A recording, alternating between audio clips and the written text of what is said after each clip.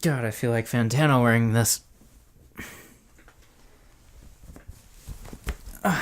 Definitely don't have the best teeth in the game, though. Hey there, welcome back to True North Reviews. My name is Ryan, and today we're analyzing the new mixtape from the Australian record producer Flume. His new project is called Hi, This Is Flume. Anyways, Flume is an artist who I've had minimal exposure to before this mixtape release. I feel like I was first introduced to him back in 2014 with the soundtrack from the video game MLB The Show. He had a song on there called On Top, which featured a rap verse from T-Shirt. Since then, Flume has dropped another album. This one came out in 2016 entitled Skin. This one tackled a bigger sound, a bigger kind of feature list. Sonically, a lot of the tracks on this project are very dense, they're very crisp, commercial friendly too. The production's provided by Harley Edward Stretton. Now Harley has pushed aside his accessible sound on this mixtape and in exchange has gone for more of an experimental or tripped out kind of release on Hi, This Is Flume. Now the main thing I want to stress or emphasize in this review is how connected all of these tracks feel. This project is very cohesive and well thought out in its track listing. The transitions between songs are smooth and heavenly. Now with the sound of this record, it's anything and everything between smooth. It can be trippy at times, which is displayed on the Sophie remix track, Is It Cold in the Water. The hip-hop kind of tracks on this mixtape dazzle on this song How to Build a Relationship, which is featuring JPEG Mafia. It really is great to hear JPEG drop a cold, nasty, hard flow on this, and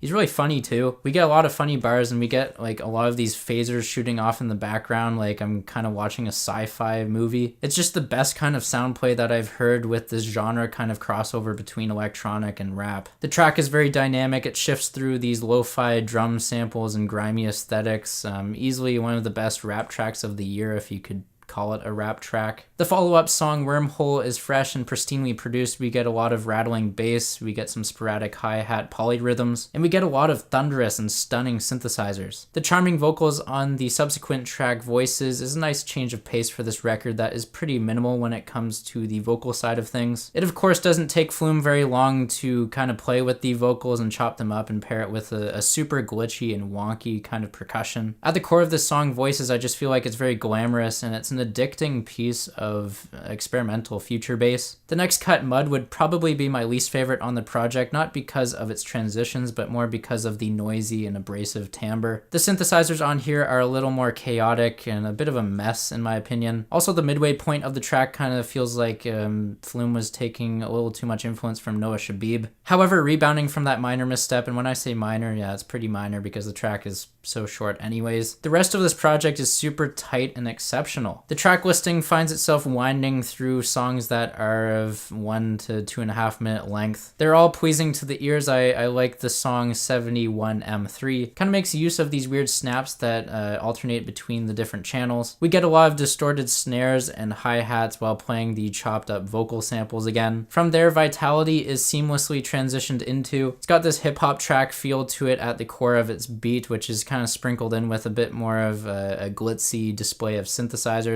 Days 22.00 is another one of the songs that could have easily gotten the hip-hop treatment, but instead it goes for more of this ambient and industrial crossbreed. The sharp bite on the track Amber is something that reminds me of the new Aphex Twin EP, although it's mixed in a much quieter way. This mixtape closes with the track Spring. We finally get one that clocks in over 3 minutes. There are a couple towards the beginning of the mixtape. I feel like the ideas are fleshed out enough on the tracks that are 3 minutes long. Some of the shorter ones definitely couldn't go on for longer. Not to say that the short tracks are bad in any way. I just feel like that when they're all put together in a synergistic kind of way, they're more enjoyable and they kind of reinforce one another. With all that being said, I haven't even talked about my favorite song on this project. It's called Jewel. And let me tell you, if this isn't in my top 10 favorite songs of 2019, I must have really turned a 180 on it because this track is phenomenal. This thing is impeccable. The track kicks off with these odd sounds that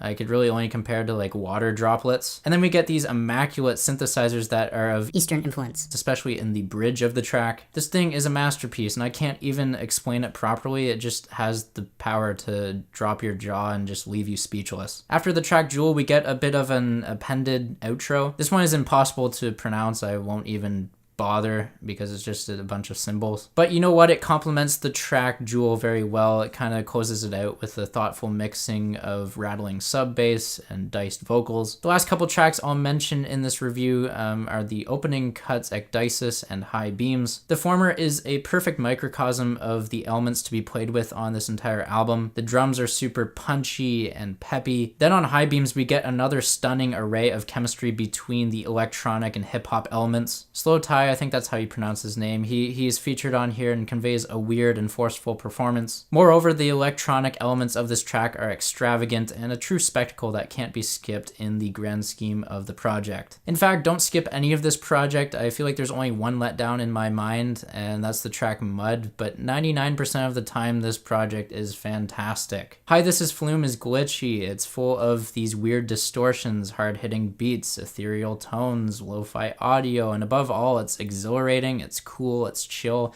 and it's palatable. I give high praise to this mixtape, and I'm feeling a 9 out of 10. There's the review of Hi, This Is Flume. Tell me what you thought of this mixtape. Sound off down below in the comments. Leave a like. Thanks for watching. Tell me what I should review next, and as always, have a rockin' day.